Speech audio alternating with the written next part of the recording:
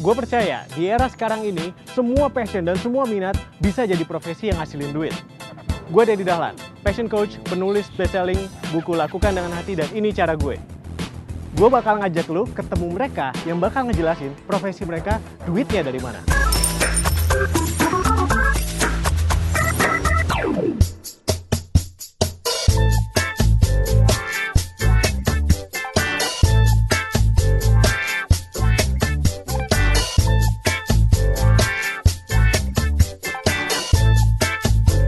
Kenapa lu awalnya milih jadi komikus? Sebenarnya pengen jadi komikus itu dari kecil. Jadi dari SD itu gue udah bikin komik. Dari SD gue udah bikin komik, bahkan dari SD gue bikin komik terus gue jual ke teman-teman. Yang menarik adalah ketika udah mulai, itu tadi, ketika udah mulai SMP, udah mulai mau masuk SMA, gue udah mulai realistis mikir. Jadi komikus duitnya dari mana? Nah itu dia. Ya kan? Duitnya dari mana? Kayaknya tuh masa depan gue suram deh kalau jadi komikus. Oke. Tapi gue tetap pengen passion gue tuh di bidang visual, gambar. Akhirnya gue memutuskan untuk yaudah gue gede jadi animator. Challenge-nya apa? Gue rasa nggak mungkin perjalanan lu semulus itu juga kan.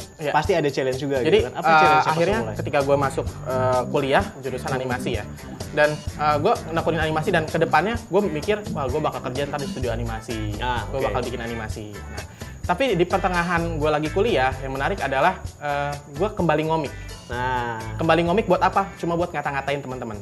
Komiknya itu judul DKV 4, Kelakuan Anak DKV dalam 4 panel, sebetulnya gitu. Sekarang kita bicara soal ini nih, kita bicara soal si Juki gitu ya. Ini asal-usulnya apa sebetulnya? Asal-usulnya itu tadi, balik lagi ke komik DKV 4. Jadi sebenarnya di komik DKV 4, si Juki ini udah ada.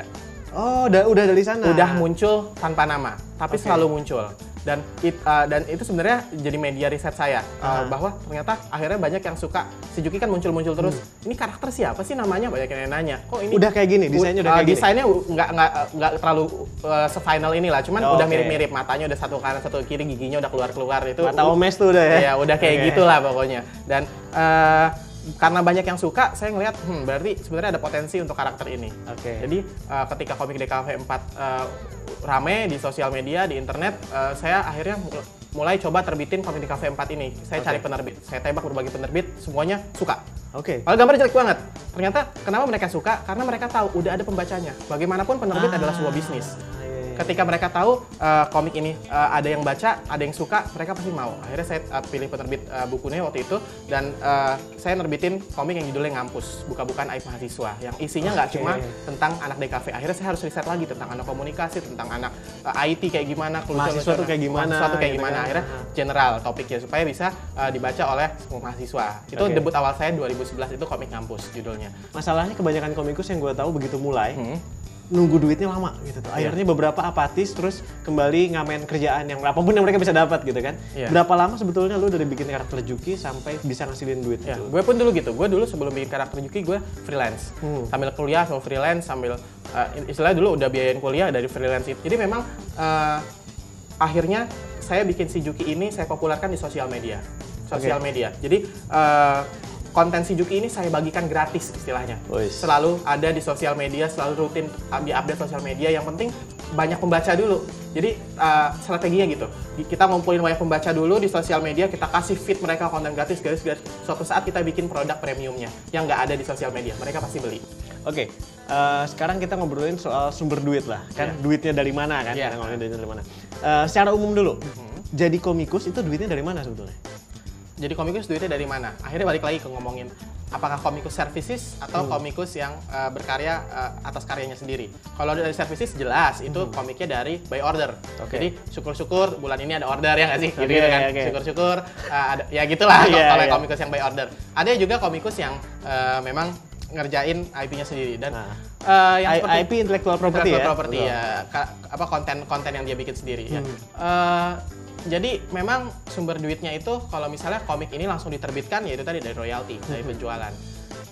Mostly seperti itulah dari penjualan komik sebenarnya. Dari penjualan komiknya itu. Tapi zaman sekarang harusnya penghasilan komikus nggak cuma dari itu doang. Harusnya bisa. Karena nggak cukup kan takutnya kan di awal-awal nggak cukup. Jadi memang sebenarnya dari awal kita harus ya ini sebenarnya investasi lah.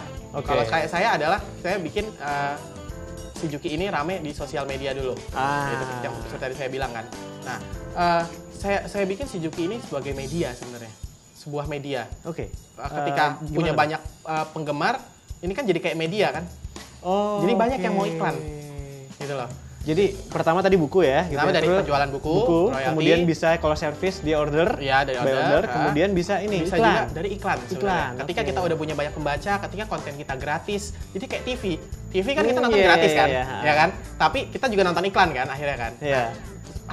Sama halnya gitu, ketika di sosial media saya dapat penghasilan juga dari iklan. Jadi dari awal-awal mungkin brand-brand kecil sampai sekarang udah brand-brand yang besar yang udah ngontrak oke. Juki gitu loh. Gimana Juki bisa jadi kayak apa namanya bintang iklan dari brand-brand itu, dari brand apa namanya? Megang mie instan Iya, gitu brand mie misalnya. instan yang Megang benar-benar relate sama handphone Juki gitu gitu kan, kan. iya, iya. Handphone bahkan sampai brand waktu itu bank juga pernah gitu loh. Jadi udah banyak lah, udah hampir 30 brand yang udah kerja sama si Juki dan nilainya sangat-sangat menjanjikan gitu loh. Itu salah satunya yang bisa apa namanya, salah satu sumber juga penghasilan. Dan selain itu Dan gede ini ya. dan besar juga Besar gitu. sekali. Dan selain itu dari penjualan merchandise.